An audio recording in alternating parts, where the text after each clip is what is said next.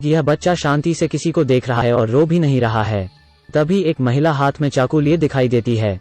महिला वहां से सभी बच्चों को जान से मार रही होती है। बाहर सभी लोग यह सब देख गुस्से में हैं, लेकिन महिला के चेहरे पर एक अजीब सा भाव दिखाई देता है। लोग इस रोकने की कोशिश करना चाहते हैं, लेकिन कोई भी कमरे के अंदर नहीं आ पा रहा है। महिला लगातार चाकू चलाते जा रही है। एक खिड़की को तोड़कर कमरे के अंदर आया जाता है, पर किसी ने नहीं सोचा था कि महिला न जब खुद ही आत्महत्या कर लेती है।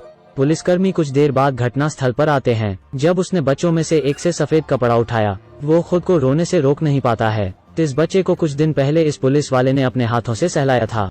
यह उसका बच्चा था, पर अब वो बच्चा उसके सामने मरा हुआ पड़ा है। अब यह बच्चा केवल एक लाश है। पत्नी भी इस बात को बर्दाश्त नहीं कर पाती है और आत्महत्या कर लेती है। पुलिस को मामले में कोई सुराग नहीं मिले हैं। नर्स के पास से भी कोई अच्छा सबूत नहीं मिला है जो इन सब का कारण बता सके। पुलिस वाला इस केस को समझना चाहते हैं। तभी एक लड़का बाहर से आकर एक स्कूल में घुसते हुए दिखाई देता है और फिर अंदर आकर वहाँ के कई बच्चों को मार देता है। यह ठीक वैसा ही मामला है जैसा 5 साल पहले हुआ था। पुलिस को इस बारे में भी कोई जानकारी नहीं है, लेकिन पिछले कई सालों में ऐसी घटनाएं हो रही होती हैं। एक बार जब बच्चे एक पूल में नहा रहे होते हैं, एक सफाई करने वाली महिला कुछ बैग से निकालती है और फिर वो दस्ताने पहनती है और एक हाई वोल्टेज तार को बिजली से जोड़कर पूल की ओर आती है। वहाँ के लोगों को यह अजीब लगता है और वो इसे रोकना चाहते हैं,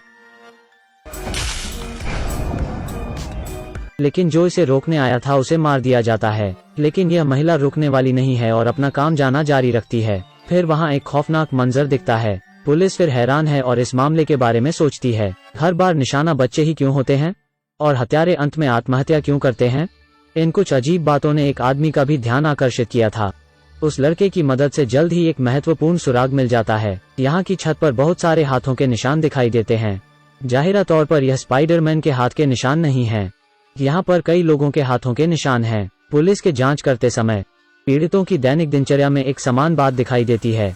एक अजीब पुजारी इन सब के हिसाब से दिखाई दिया है। पुलिस वाले इस पुजारी के बारे में और बातें पता करने में लग जाते हैं। वो अक्सर बच्चों के साथ दिखाई देता था और उन्हें एक मंत्र भी देता था, लेकिन इससे कुछ खास समझ नहीं आ रहा था और यह मामला उलझते जा रहा था।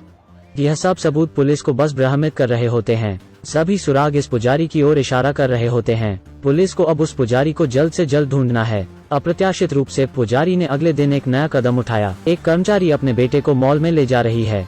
उनके सामने अचानक एक वैन आती है। काले कपड़ों में पुजारी सीधे बिजली का उपयोग कर महिला को बेहोश कर देता है और फिर वे जल्दी से माँ और बेटे के साथ वहाँ से निकल जाता है। यहाँ एक अजीब सा पुरुष इस पूरे दृश्य को देख रहा होता है। उसके पास कुछ अजीब सामान है। वो उस मॉल के अंदर चले जाता है और फिर वहाँ एक बम का धमाका कर सब कुछ उड़ा डालता है। एक बड़ा धमाका होता है। पुलिस जल्दी ही घटना स्थल पर आती है। यहाँ आसपास जलते हुए कई चीजें दिखाई देती हैं। सौभाग्य से खोज और बचाव कर्मियों को एक इंसान जीवित मिल जाता है। वो विस्फोट से पहले की घटना बताती है। वो पुजारी के घटनास्थल पर उपस्थित होने और एक माँ बेटे को ले जाने के बारे में बताती है। जैसे ही उसने बोलना समाप्त किया, वो मर जाती है, लेकिन उन्हें एक बहुत बड़ा सबूत मिल गया है। अब उन्हें एक कड़ी तो मिल ही गई है। यहाँ कोई काले जादू का अंदेशा दिखाई देता है। वो अभी इस पर आगे बढ़ने के बारे में सोचते हैं। जल्द ही पुलिस पुजारी के चर्च की खोज कर लेते हैं, लेकिन उन्हें वहाँ पर पुजारी नहीं मिलता है। इसके बजाय उन्हें वहाँ किसी के होने के सबूत मिलते हैं।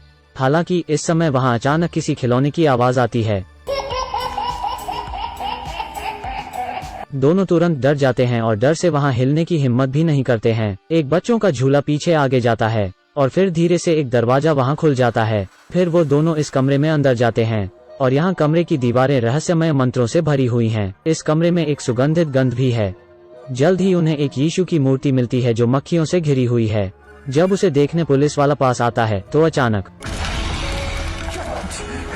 इस चीज ने दोनों को डरा दिया है। अगले क्षण मूर्ति वास्तव में बोलने लगती है और कहती है कि जिस बच्चे और माँ को पकड़ा गया था उसे जल्द ही मार दिया जाएगा। पुलिस वाले ने महसूस किया कि मूर्ति पर एक राक्षस का कब्जा है।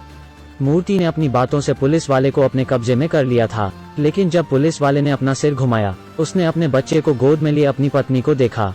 बच्चे को अपनी गोद में देख पुलिस वाला खुशी से रोना शुरू कर देता है, लेकिन उसके पीछे इस समय शैतान धीरे धीरे मुक्त हो गया है। लेकिन इस महत्वपूर्ण क्षण में दूसरा पुलिस वाला मुड़ता है और मूर्ति के टुकड़े टुकड़े कर देता है। इस समय पुलिस वाले द्वारा पकड़ा हुआ बच्चा सड़े हुए मांस के ढेर में भी बदल जाता है। पुलिस वाला बहुत गुस्से में है और अपने ही साथी को जमीन पर पटक देता है। फिर वो उस पर मुक्के से वार करने लग जाता है। उसका साथ बस अभी मरने ही वाला होता है कि तभी बूढ़ा पुलिस वाला अचानक उछल पड़ता है। पता चला कि पुजारी ने उसे स्टन गन से बेहोश कर दिया था। पुलिस वाला अब एक कैद में है। पुजारी अब उस पुलिस के पास आता है और उसे अपने सारी चीजों के बारे में समझता है। जिस बच्चे को उसने पहले बचाया था वो यीशु का पुनर्जन्म है। दानव जन यीशु को पुनर्जन्म लेने से रोकने की कोशिश कर रहे हैं, इसीलिए उसने इस बच्चे और माँ को उठाया था। पहले के बच्चों की हत्या का कारण भी वो दानव ही हैं। फिर से दानव से बचाने के लिए इस बच्चे को यहाँ रखा गया है। उन्होंने उस बच्चे को अमेरिका के एक मठ में स्थानांतरित करने का फैसला किया था, लेकिन सामान्य परिवहन से नहीं जा सकते हैं, वरना उन्हें जल्द ही शैतान द्वारा खोजा लिया जाएगा। सौभाग्य से पुलिस वाले के पास एक अच्छा विचार है। उन्होंने सड़क के नीचे सुरंग से जाने का सोचा, लेकिन थोड़ी देर चलने के बाद उन्हें एक अजीब जगह मिली। यह जगह अजीब मूर्तियों से भरी हुई है। उसी समय पुलिस वाला अचानक अजीब व्यवहार करने लगता है। इस पर पुजारी धीरे धीरे क्रूस के साथ पुलिस वाले के पास पहुंचता है। पता चला कि उस पर किसी राक्षस का कब्जा था। अब राक्षस उसमें से वार करना चाहता है।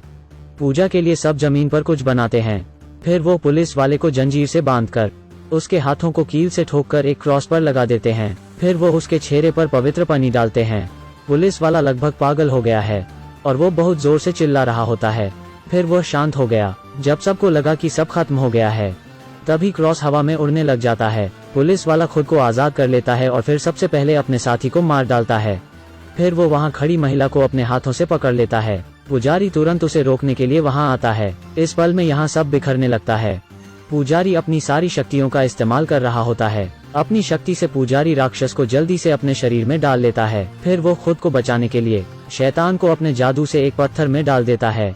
शैतान को पूरी तरह इस पत्थर में कैद हो जाता है। यह थी आज की हमारी कहानी। कुछ चीजें इंसान की समझ से बाहर होती हैं, लेकिन इसका मतलब यह नहीं है कि दैवीय शक्तियाँ नहीं होती हैं।